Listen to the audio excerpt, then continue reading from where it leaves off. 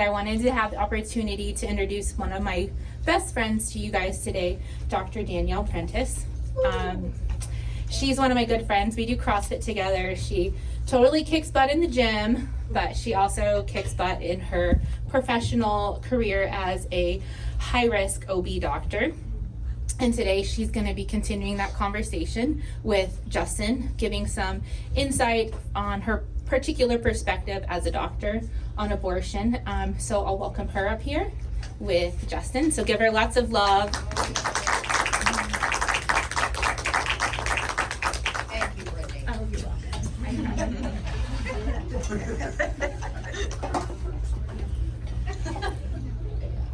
Real quick before we get started, and before kind of Danny introduces, I just want to let you know we're doing texting questions during this as well. So I'll be asking Danny some questions. Dr. Danielle Prentice. I'm going to call you Danny. Is that okay? Totally all right. fine. I'm going to call her Danny because I call her Danny at the gym. It should be on.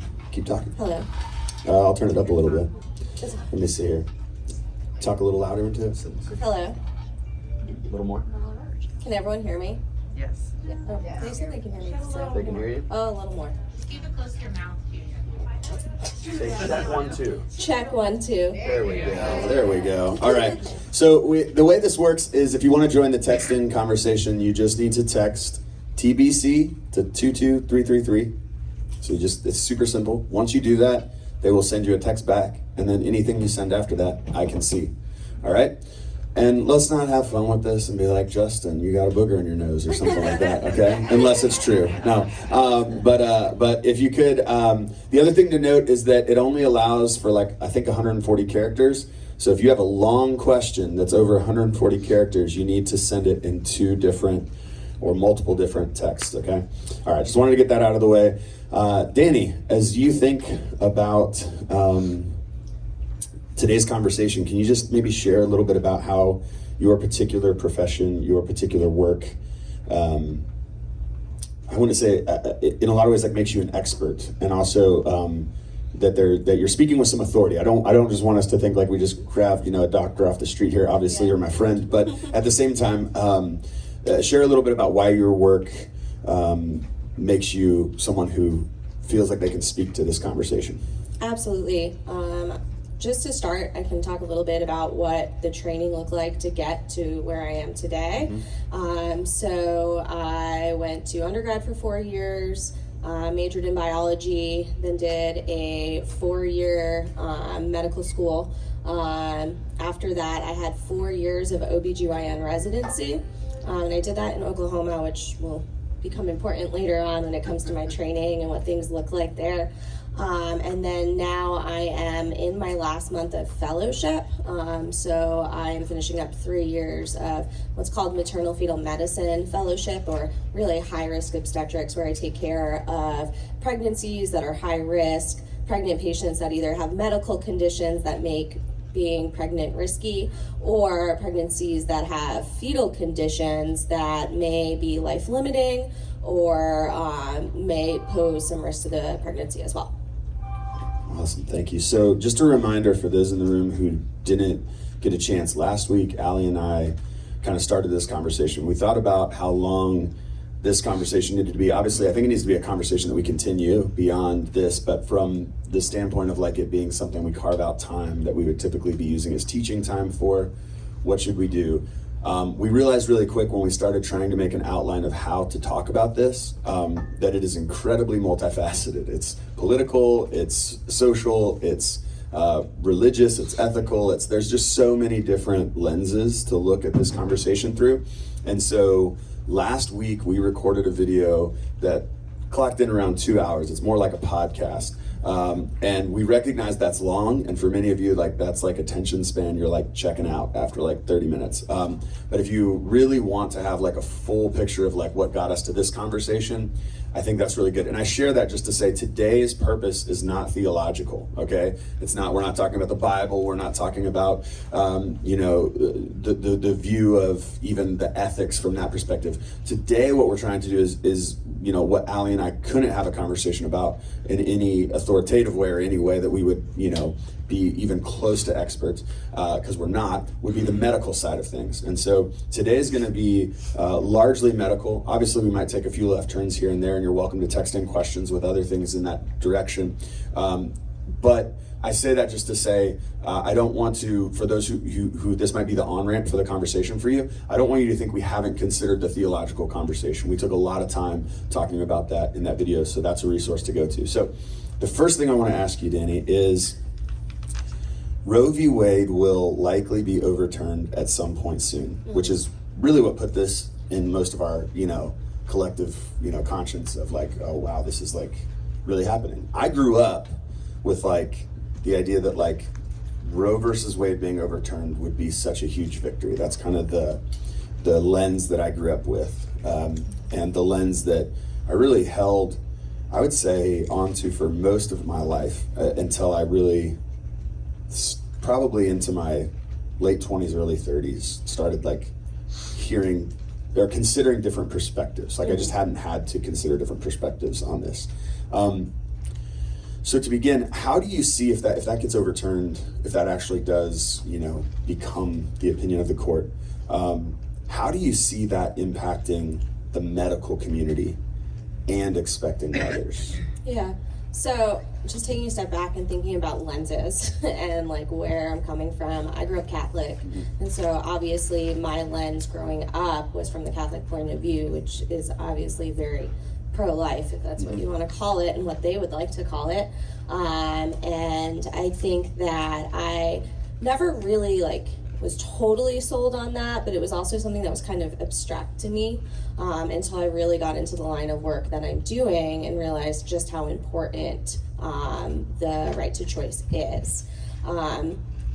The other lens I'm coming from is just high-risk pregnancy lens, which does not tell the whole story at all. So a lot of what I'm going to focus on is situations in which abortion should be available to patients who need it, who are in high-risk pregnancies, because that's what I do every single day. But I just want to impart that I believe it should be available to everyone, but I'm just going to focus mostly on what I do every day, which is this high-risk portion. Sure. So with Roe versus Wade being overturned, it's obviously going to be different depending on where you live. So if you live somewhere that protects the right to choice, then the changes for you aren't going to happen. But if you live in somewhere that's like Texas, Oklahoma, places that are already changing laws or have trigger laws on the books, which I think you got into some last week. We got into some last week, yeah. That's going to make a huge difference for not only the pregnant patients there, but for the medical providers. Like I said, I did my training in OBGYN in Oklahoma, and in Oklahoma there was already kind of like a gag rule on the book that if you received federal funding, you weren't really allowed to discuss abortion with patients, which is already not evidence-based medicine and totally against it. If we're going to talk about ethically in pregnancy, you should be able to discuss all options with your patients when they come in. That's part of number one rule of medicine. I know that in Texas right now, if you are, say like me, you discuss pregnancy with people who are high risk, who may have conditions that could be life-threatening, and you either recommend abortion, because there are medical conditions in which termination is recommended by our governing body because they're so serious and there's such a high risk of death for them, or there's a fetal anomaly or birth defect that you would offer the option of abortion. Because of the way the law is written in Texas right now, anybody that has anything to do at all, even the person who drives you to the clinic, can be sued. And so all the people who do my job in Texas can be sued for even discussing abortion. Oklahoma is even worse because now Oklahoma has a law that begins at conception and also includes jail time. So really, from what... Jail time for the mothers or those who help, or both? For the physicians, yeah. The physicians, well. Yeah. So obviously that changes the sort of recommendations that people in my position can give in Oklahoma. And that not only puts people at risk who are working there, there's not going to be doctors who are going to go work there. There's already poor access to care anyway, and there's really poor access to high-risk OB care. And if you're going to put people in jail for either performing abortions or recommending abortions or even offering it as an option, who is going to go work there if this happens? And that is going to put pregnant patients at risk. Like I said, there are medical conditions in which pregnancy is just too risky, and I do see those. I think it's part of the propaganda you'll hear is that those things don't exist, that there's no such thing as like actual maternal life threat that would require an abortion or a termination, and that's just so untrue. There's multiple heart conditions, there's sepsis or terrible infections that could lead you to be like, the really only option here is for termination. Of course, if that's not the patient's choice, we support the patient through whatever their choice is, but the recommendation would be for termination in those cases. And in these states that aren't writing in clauses for maternal life threat, what is going to happen there to these patients who are so sick? I think some people, unfortunately, are like, well, people can travel other places to get it then, but it's not that easy. This is Roe versus Wade being overturned is something that's really going to impact like people of low socioeconomic status, minority groups, way more than it's going to obviously have an issue with privileged people. I think people who live in privilege are always going to be able to access care somewhere, but it's not that easy for a lot of people just to pick up and be able to go access care elsewhere, and it's really going to affect those people, and those are people who are already at such an increased risk of maternal mortality in this country, which we're not very good at. So we have a really high maternal mortality rate, and with Roe versus Wade being overturned, in mostly the areas that we're seeing a lot of issues with maternal mortality, I think that we're just going to see that get even higher, and that's just something that's really not fair to the pregnant patients in this country. Thank you for that. Do you, can you explain like what an ectopic pregnancy is? Because I hear like that language used a lot, and more from the standpoint of like, let's not say it's a common thing, but it's something that's talked about enough that like it can be very problematic to the mother. I mean, that's just one example, right? You listed a bunch of examples just a moment ago, but like, and you obviously are working with high risk pregnancies. So when they come to you, there's already been probably a doctor that journeyed with them up to a point and then said, yeah, you need an expert, right, at this point. So you're seeing a lot of those high risk. Is there any type of understanding of like what the percentage of that is? Obviously, even 1% of 100% would be enough to be like, that's 1 in every 100 pregnancies. Like, you know what I mean? That are you know, at-risk pregnancies. Do we have any numbers on that or data on that? I mean, if we don't, that's fine. I just don't know if there's anything like that exists, or how common should we consider that type of a high-risk pregnancy? How common is that? So I can start with the ectopic pregnancy question first. So an ectopic pregnancy is a pregnancy that implants outside of the uterus. So sometimes it'll implant on the ovary, inside the fallopian tube would be the most common place. And then sometimes they can implant anywhere in the abdomen, which are more rare. And it's true that those have no likelihood to, like, there's no ability for a fetus to survive in that state, correct? Is that what I'm saying? So pregnancies that implant in the fallopian tube have no possibility of growing to a viable pregnancy. Same with the ovary. There are rare cases of abdominal pregnancies where implantation into either the bowel or the liver can lead to like viable pregnancy, but it's at a really great risk to maternal life, especially in the liver because of the risk of bleeding in that case is so severe.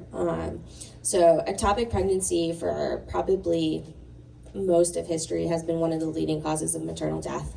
What happens is the pregnancy gets too big for the area that it's in, the fallopian tube, which is very, very small, and ruptures. and leads to just massive hemorrhage. And before we had ultrasound, before we had the ability to do pregnancy like serum blood tests, these were things that people didn't know about and would just rupture, and the amount of bleeding that happens quickly is scary, and patients died all the time from it. I think it becomes an important conversation when we're talking about abortion, because first of all, there's some states that are trying to pass laws that would limit the ability to care for these patients.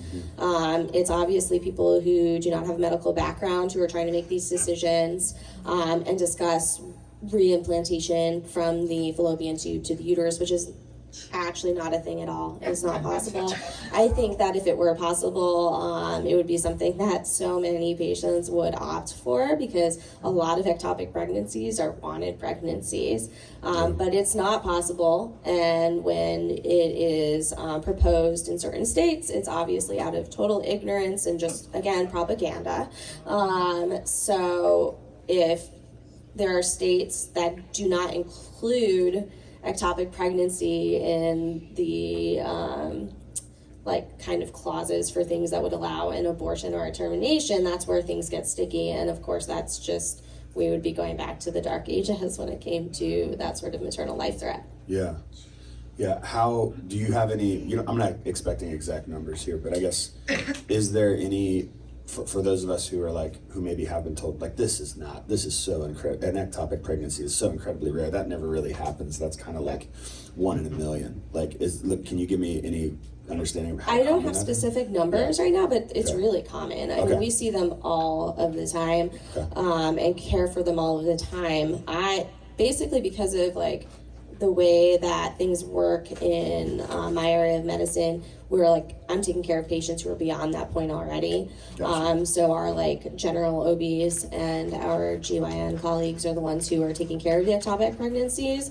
But when I was in residency, obviously I was trained as an OB/GYN, and we saw ectopic pregnancies all of the time at various stages. And so there's stages you can take care of ectopic pregnancies with medications, and there's stages where it's too far beyond that you need to take care of it with surgery. And obviously I have seen women with ruptured ectopic pregnancies that, they'll be fine 1 second and then on the brink of death the next. So it's definitely not 1 in a million. Yeah. It's pretty common. Okay. Is it true that most expecting mothers you're working with are not dealing with unwanted pregnancies, but instead circumstances where their life or the life of the fetus or both are at risk? Yeah, absolutely. Again, my lens is coming from that point where I am seeing patients mostly who have very desired pregnancies, who just have something really terrible happen to them. And this happens kind of in different ways. And I have some examples that I can talk about. Like I said, one of the bigger things with maternal life threat now is cardiac disease in pregnancy, especially as that becomes a worse problem in the United States, and then people are having babies older. It's something that's really impacting their life. So I have had patients who have had what we call peripartum cardiomyopathy, or they have heart failure due to a pregnancy. And it's so bad that they needed to have a pacemaker or defibrillator placed because their heart could stop at any time, and they placed it so that it would restart it in case of that situation. This is just technically what is considered a class 4 cardiac lesion in pregnancy, and the recommendation is pregnancy is contraindicated. So obviously pregnancy is something that happens, and so to say it's contraindicated and shouldn't happen is difficult. The patient I'm thinking of was on birth control pills, and her doctor, who is not an OB/GYN, took her off of it because of risk of blood clots, and didn't offer her another option to prevent pregnancy. She very, very quickly got pregnant after they took her off of her birth control pills. And the pregnancy is incredibly desired, but the fact of the matter is she's at a greater, and it doesn't even go higher than this, the way that it's written, but she's at a greater 27% risk of dying from this pregnancy if she were to continue it. So that is obviously huge. She has 4 other kids. She is basically their sole caretaker, and so all of those human things have to come into the conversation when you're having this discussion. And it's not just like, oh, she was irresponsible, she wasn't preventing pregnancy. Her doctor told her to come off of the medication she was on that was actually preventing pregnancy and protecting her life, which was unfortunate. So that's one of the cases where our governing body would say, hey, like, you really absolutely have to discuss termination with this patient because her risk of dying is so high. And we have to value the maternal life, obviously, and I think that gets really lost in this whole conversation. The other sort of things that can happen is, again, super wanted pregnancy. We had a patient who had lost 2 previous pregnancies really right before viability, kind of at like, and we consider, let me get back there. We consider viability at our hospital to be 23 weeks. We're kind of starting to back to the possibility of 22 weeks. What it basically means is when resuscitation can happen and there's even a chance of survival outside of the uterus. So this patient had lost 2 pregnancies prior to this issue, and she had a cerclage in place, which is a stitch in the cervix that hopefully would allow her uterus and her cervix to kind of hold this pregnancy longer, so that she could have a baby out of the pregnancy. And it didn't work, and her water broke. And the recommendation in those cases is to remove the stitch in the cervix because the risk of infection and sepsis and like bacteria in the blood for the patient is so high, and that risk of her dying is so high. And this patient and this happened to several patients, but she just wanted to keep it in. Obviously, she wanted this pregnancy more than anything, and she was also just had incredible faith, and she thought like God could help her through this issue, and she ended up getting really, really sick, and ended up needing to have a termination just because she was so sick at that point that she was really on the brink of dying. So again, a very wanted pregnancy, but in a situation where, we have to take into account maternal life at that situation. The other thing that we see a lot is we do a lot of ultrasounds at 18 to 20 weeks. And this is when we do what we call the anatomy scan, where we look at the fetus from the head to the toe, look at all the internal organs, look at everything that's going on there. So because this happens at this point, it's when we find a lot of issues, if they're there, where we'll find certain fetal anomalies or birth defects, certain things that can appear to be syndromic, certain conditions that will not go on to produce a viable pregnancy, or will have like a neonatal death soon after birth. And sometimes these get pushed a little later depending on the scheduling. And so in states where you have a hard cutoff of when you can perform abortions too, this is you're running up against that clock for access to care. And it's easier some places more than others. And it's something that we're always constantly thinking of, because we also, in these situations, like to do multiple ultrasounds and multiple sources of testing. So amniocentesis, do genetic analysis, and those take a few weeks to get back. So you're running up against this clock of, okay, I did this ultrasound at 20 weeks. Now I want to do this procedure that's going to take 2 to 3 weeks in order to get it back. Now we're right at this hard line that's set by the state where we can do something about this pregnancy. Or they have to travel somewhere else to have it done. No, that's good. It's good to have some real life scenarios, and then also to hear the reality of potentially if there's cut off on a particular week or a particular time, how that can really impact your process, right? And what you're going through. This is a texting question, and I think it's kind of tongue-in-cheek, but you can speak to it if you want. Are there repercussions for the men that helped create the fetus? No. Obviously not, unfortunately. Yeah, so I mean, I think that question is, it's something that Allie and I reflected on last week. But for those who might consider themselves pro-life in the political sense, and we kind of talked about that, how like pro-life is really like pro-birth, and how we need to maybe redefine that, because so many people who claim pro-life, even myself, when I would have considered myself pro-life, I would have not been pro-universal health care, pro, paid leave, pro, livable wage, like a lot of things, right, that aren't really pro-life, right? So let's just say those people who would consider themselves pro-life in the political sense, what is one thing that you'd want them to know to maybe reconsider? Like if there was like one thing that you could communicate, whether that's a stat, scientific fact, or just some type of reality, if there's someone who's listening to this who's like, this is the lens I see everything through, is this pro-life lens. Obviously, you and I have probably both learned that like we're in these tribes, and it can be very hard to actually pause and have like a self-critical moment of my beliefs, right? But if someone was to do that, what's some of the first information you would start handing that person? And I'm asking this not just because I want you to lay down some gauntlet, but I'm hoping you might help us as we interact with people who maybe see this as just a simple issue. Because I think I was handed it as, this is the most simple of simple. This is black and white, and I think even already you've given us a lot to consider. But is there anything else you share if you sense someone's open to exploring or learning something new? What might you share with them?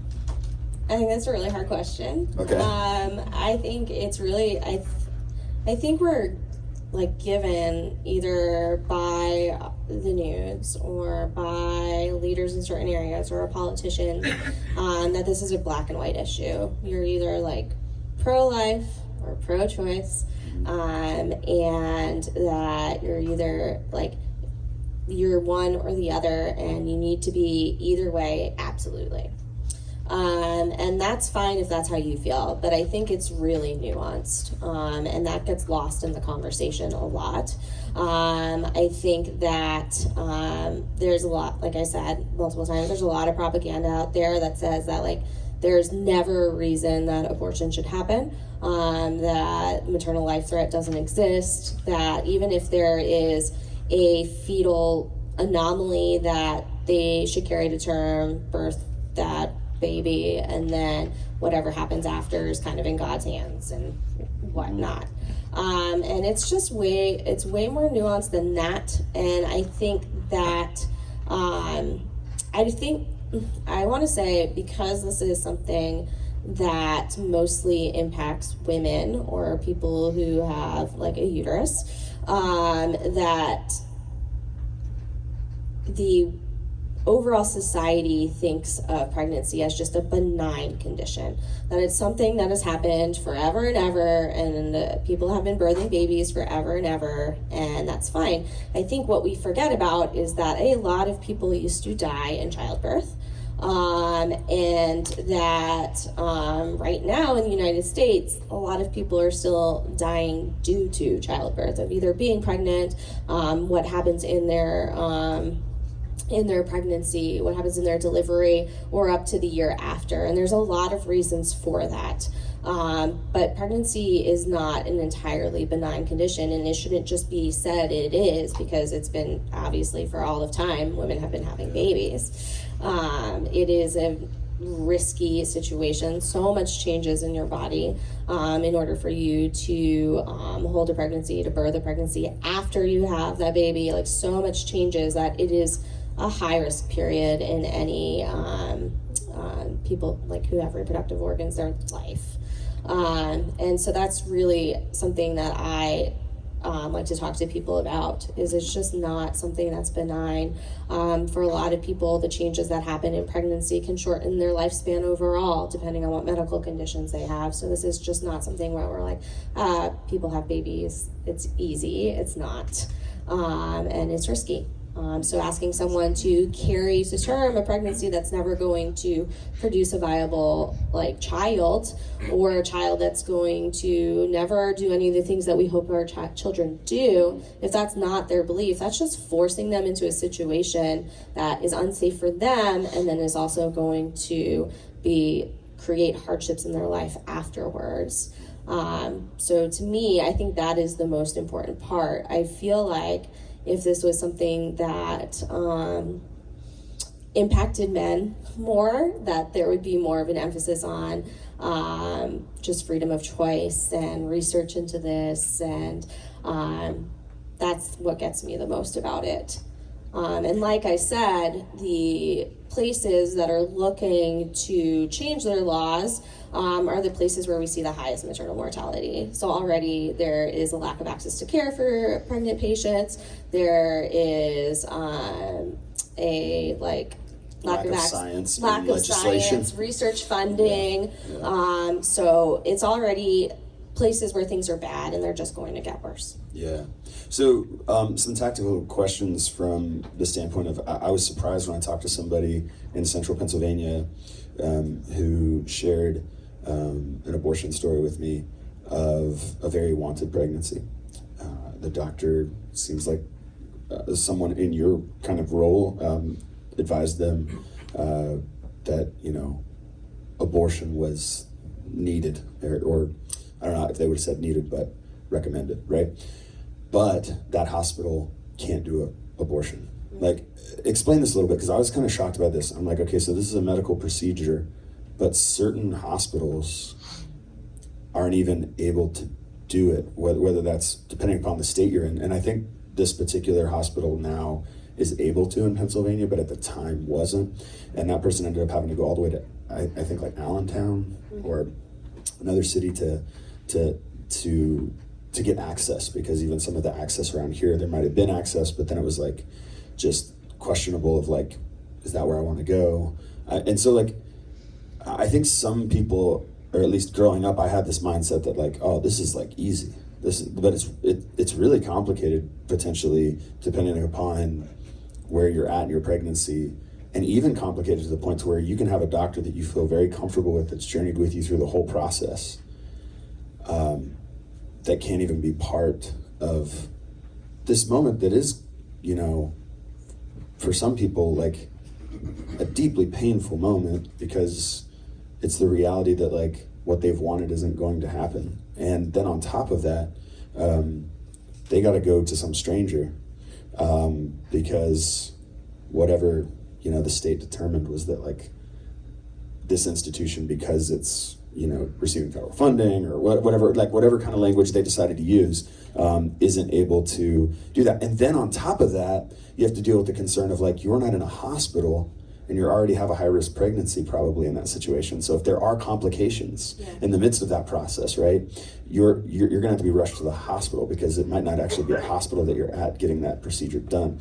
So just talk a little bit about that, because I was kind of surprised that there's limitations on hospitals, and maybe you can talk about your experience in Oklahoma, if that was true there. But yeah, share a little bit about that.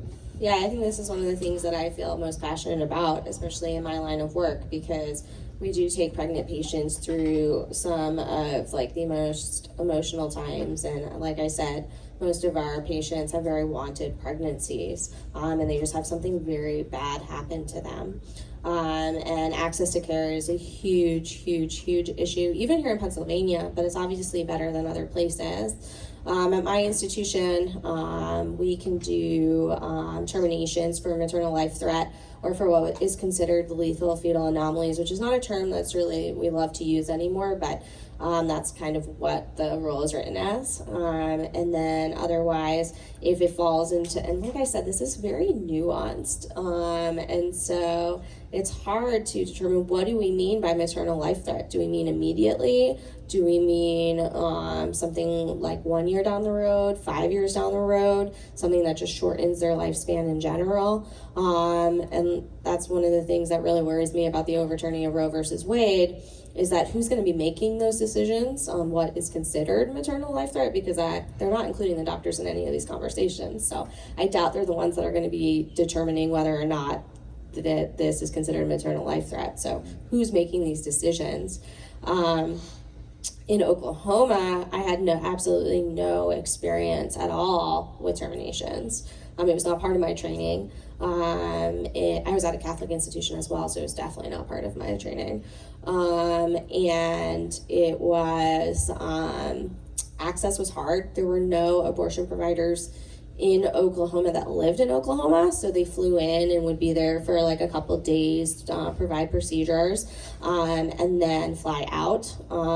They obviously were doing a great deed by providing access to the people of Oklahoma, but it became difficult when complications occurred, like you said, because they weren't in a hospital. These providers didn't have admitting hospital privileges because the hospitals wouldn't let them have privileges.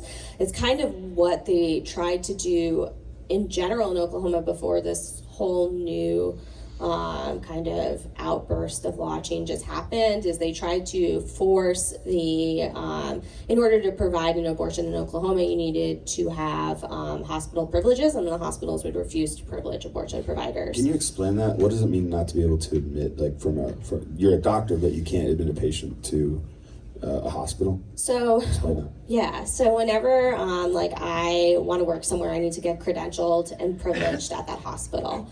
So I have to go through this whole process that's actually ridiculous. But you have to fill out tons of stuff, have all these things. You have to do it for every single hospital that you're going to work at. They don't talk to each other at all. So you have to do all these forms and everything everywhere you go, and then get privileged by that hospital.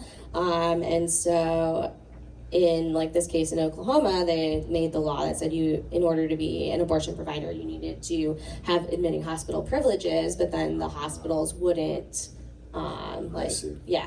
Because if you're coming in from out of state, I'm not going to give you admitting hospital privileges, maybe just because that's not what we do, right? Is that what you're kind of saying? Or? Not necessarily, because in order for them to be able to provide access to care there, they would have had to be licensed in Oklahoma anyway. Oh, okay. It's just more of a blacklisted type of thing to, and so in Oklahoma, that's kind of what was going on. And it's even worse other places. I know my friend, that I did residency with, she is in Mississippi. And they only have one clinic in all of Mississippi that provides abortions to patients. The whole state? The whole state. Okay. So you have to have privilege to just be able to drive to there, first of all, wherever that is. You have to have privilege because Mississippi is a fairly decent sized state. Absolutely. Yeah, wild. And I think you said, you're in this really emotional kind of part of pregnancy where your doctor, and it happens a lot, again, medical care, where you have to refer to someone that does a procedure that you don't do. So that's not something that in our institution, there are specific people who provide abortions, and that transfer of care is usually done really well.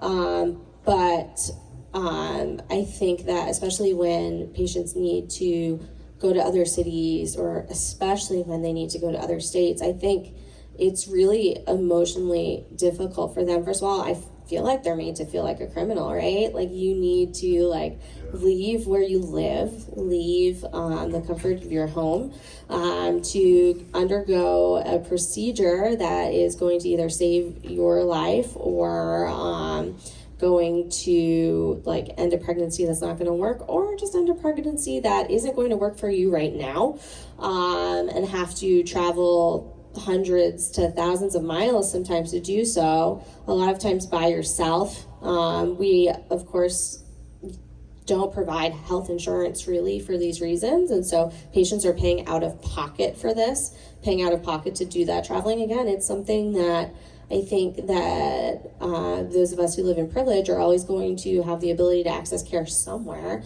but there are so many patients, and probably the patients who are impacted the most in these situations, who are not going to have any access, are not going to be able to do that. And I think that's why a little bit, I don't know how much you all talked about last week, if you talked about abortion funds at all or anything like that. But there are abortion fund programs in the United States that help pay for travel and help pay for access to care for people who have limited resources. We did not talk about that. So is there one that you would recommend supporting, or just to research and find one that? I would just recommend researching and Okay, finding one. gotcha. But I can look up some stuff and provide you with more information. We can share later stuff on our Facebook absolutely. page too. So one of the other things I think to consider in all the, you'd mentioned travel costs obviously too there, but there's even laws where you have to show up and almost be pre-screened to have like you could be someone who is deeply desires to have this pregnancy, has been told by your doctor, this is what is necessary in this circumstance for your life, and just ultimately this isn't a viable fetus, right? You can be told that, make the painful decision of getting an abortion, and then show up and have to go through some type of education on on abortion, and then be made to wait 24 or 48 hours. And in those cases, potentially have to get a hotel now for 2 nights in the space that's far from home. It's very interesting when you actually drop down and look at the logistics of some of these laws. While I understand maybe to some extent, like making it more challenging, maybe I could see a reason for like having people like, because I think there's these 2 poles of pro-choice being this like, just get an abortion, it's emotionless, it's whatever, like, right? Like that kind of like straw man, if you will, right? Like I think it's a very straw man because I have yet to meet that person. That person might exist, but I've yet to meet that person. And as a pastor, I've had a lot of people share their abortion stories with me. And by the way, if someone ever shares their abortion story with you, it is not the time to tell them your opinion on abortion. Just gonna let you know that real quick.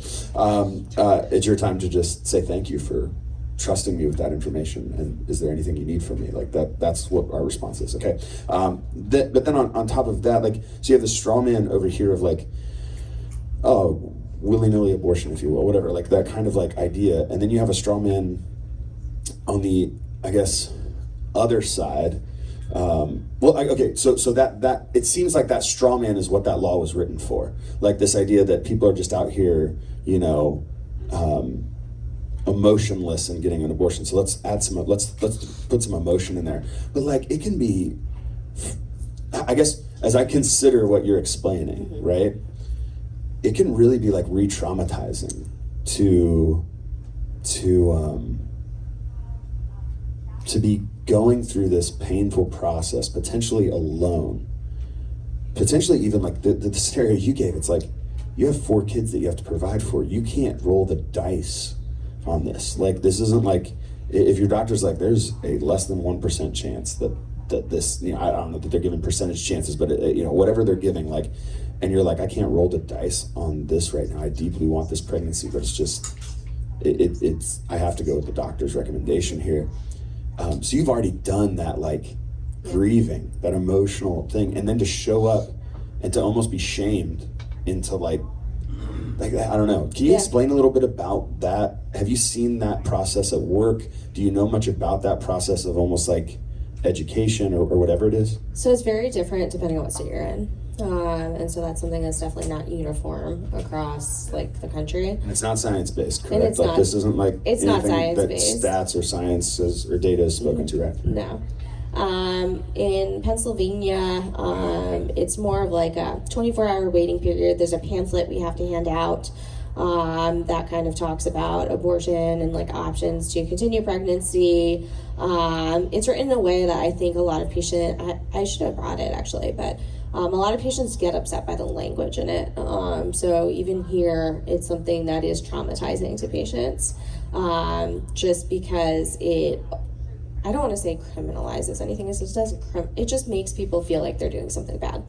It's further shaming. Yes. Okay, so I have a question. If I come in to get my knee done, do I have to wait a certain amount of period and read a pamphlet on like my knee? No. Okay. If I have back surgery, do I have to? No. I mean, informed consent, they'll tell you the risks and benefits. Yeah, I have to like sign something. Exactly. But yeah, okay. Is there any procedure you can think of outside of abortion where I have to have a waiting period and I have to read a pamphlet? I mean, I'm going to assume, and I don't provide this care, but I'm going to guess with like different trans care that they make that kind of thing happen. Okay. But otherwise, those are probably the two things that I So think two about. things that are hotly debated in political spectrum, but not, really scientifically considered are where we're going. Well, the science is not being considered in those particular legislations. Okay. Absolutely. So very interesting that. Yeah, go ahead. Sorry. No, the other thing I wanted to bring up is, especially when people are going to other states to have access where they don't have access in their own state, these waiting periods can push them past where they're allowed to even get it done in those other states. So in Oklahoma, we often would have to recommend patients go to New Mexico or Colorado to have their abortions performed because of the time in which these things were being found and where they needed to get them. But often they would go to these places and then have to do different waiting periods and stuff that can make them go over the time period there. And really the only way to shorten that waiting period is if it's actually immediate maternal life threat, and in which case you are able to waive that waiting period.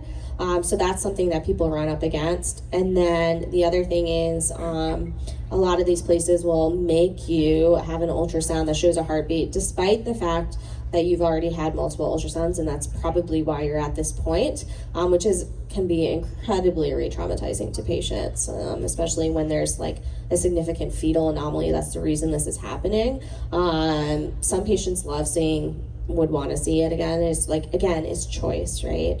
If you don't want to have that association with what's going on with your pregnancy and seeing your fetus, seeing your baby at that point, you shouldn't be forced to in order to undergo a medical procedure. But again, it's more of that shaming, this idea that if you see a heartbeat, you're not going to make this decision because the decision you're making is wrong and we're going to try to stop it. That's kind of the idea behind these laws. Okay, so I have a question here. This seems like a no-brainer from a medical perspective. What percentage of the medical field is against termination, and what is the reasoning? So, I think you had mentioned, obviously being in Oklahoma, there's got to be administrators or even administrators potentially in Pennsylvania that I would say first and foremost are less probably principled. Maybe I'm wrong in this, and you can educate us, and are probably more considering liability would be my guess when they're reading laws statewide. But are there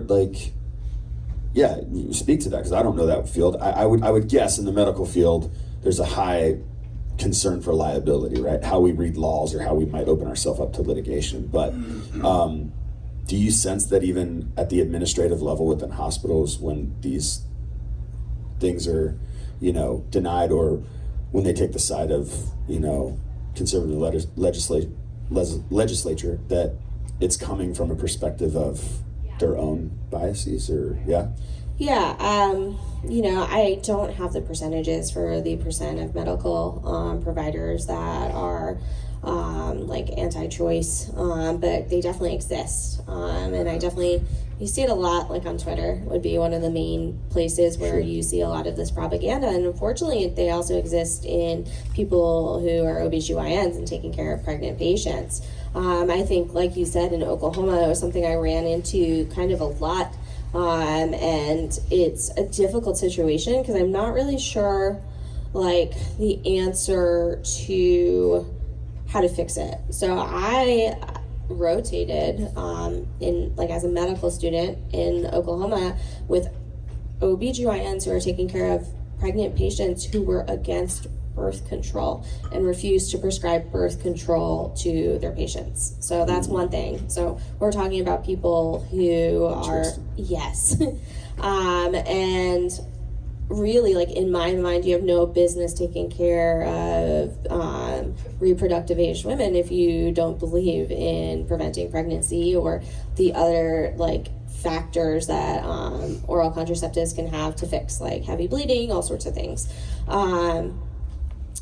I don't really know. I think the way the laws and just medical ethics are written is that you have the right as a provider to believe what you believe, and you're not you can't be forced to provide care that's against what you believe, but you have to refer patients to people who will care for them in the way that they want. And I think that's like how like medical ethics is kind of written. So if I am against abortion, like I don't have to provide abortions, but I need to be able to refer the patient to someone who will care for them in the way they want, which protects physicians and physicians' beliefs, but also I think makes patients feel bad about the decisions they're making, especially when it's like something as easy as prescribing birth control pills.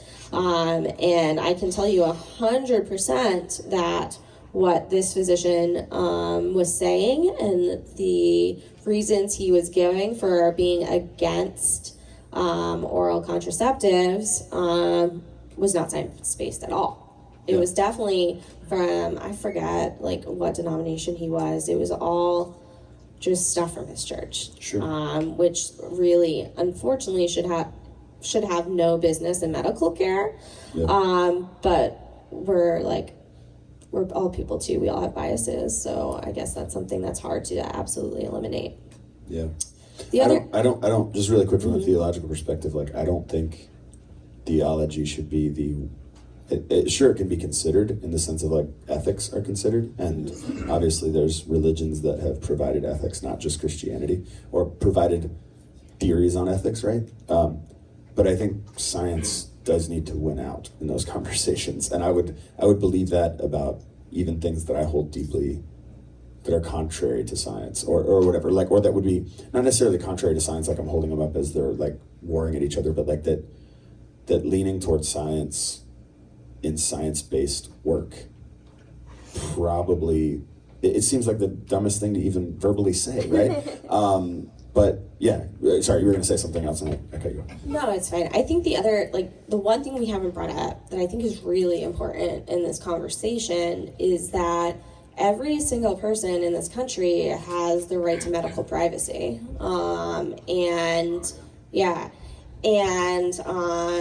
What the decisions you make on your medical care should be between you and your doctor and you and your doctor alone. If you choose to share that with other people, that's fine and that's great. But really, like, you have a right to medical privacy in this country. It's something that our entire healthcare system is built on. And so now, like when Texas, where there's bounty laws for having an abortion or having anything to do with having an abortion, that's just removing reproductive aged females' ability to have the right to privacy in their medical care. I mean, and that's something that I don't think gets talked about enough. Roe versus Wade, when it originally was like passed, yes, it did all wonderful things to help provide access and protect access to care, but really it was a privacy law. It was the right to privacy when you were undergoing a medical procedure. And that's going to totally go away. And we're already seeing it going away in states like Texas and Oklahoma. If that bounty law is not challenged within the next like 12 to 24 months, as far as like it being deeply challenged, even potentially at the Supreme Court level, just from the standpoint of what it opens up, almost like an entirely, it opens up vigilantism. And it's going to be very interesting because I think the problem is you could see tons of states apply that to God knows what. Exactly. And that's the problem I have. I mean, obviously it's problematic in this particular area, but it's going to be really problematic if someone's like, well, look what this solved. Let's solve it this way. And let's just get, it's a very interesting method and it very Texas. Okay, very so yes. I'm going to ask you two questions. You got 30 seconds to answer them, okay? And one of them, it trails off at the end. So we'll see how this goes. I feel like the abortion conversation outside of high-risk pregnancies is more targeting low-income communities. With that said, how much would better, I'm guessing it's going to say something like access, it trails off there. So, yeah, if you had texted in that question, I don't know what the end of that question is. Yeah, it's definitely targeting low socioeconomic status. Yeah. There's huge racial disparities as well. Yeah. And so it's, like I said, it's really going to affect people in those situations way more than people who are living in privileged situations. Okay. What are the ramifications for access care for those who have a miscarriage and then need a DNC if Roe v. Wade is overturned? I'm hoping that it should not impact that, with having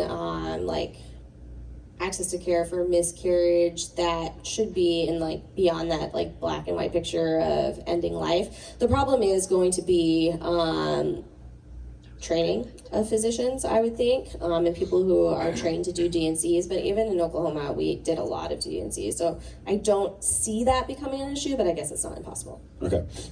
There's actually one more. With that said, how much would better health care and access to birth control lower the abortion rates? I think that was actually attached to the other one. So maybe talk about that. We'll close with this question. Abortion has been on the decline for the last 20 years in America, in every state. And I don't think, what's interesting about that is states that have really good access, it's been on the decline. So, and then, I mean, just to be honest, ever since, the Affordable Care Act was passed, it even took another dip. And you just have all these little, realities of hey, guess what happens when we have a better social safety net, or even just when we care about people outside of the womb, this ends up dropping.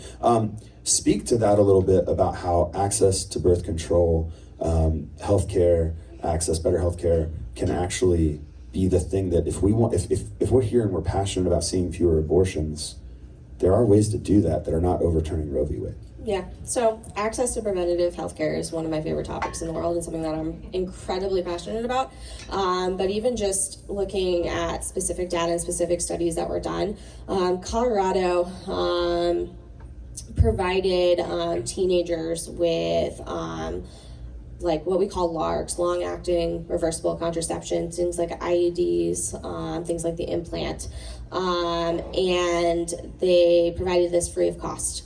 For a while. It was a connection with the Affordable Care Act. I think what actually was covering that lapsed during Trump's pregnancy, and so presidency. And so that kind of went away, but they have a lot of data out of Colorado in just how significantly that reduced the abortion rates. And so it's just easily providing access to preventative health care, providing access to adequate sexual education in this country, which is a huge issue that we could talk forever about, definitely decreases abortions in the United States. We know that. And we know that providing access to everybody will decrease abortion rates for sure.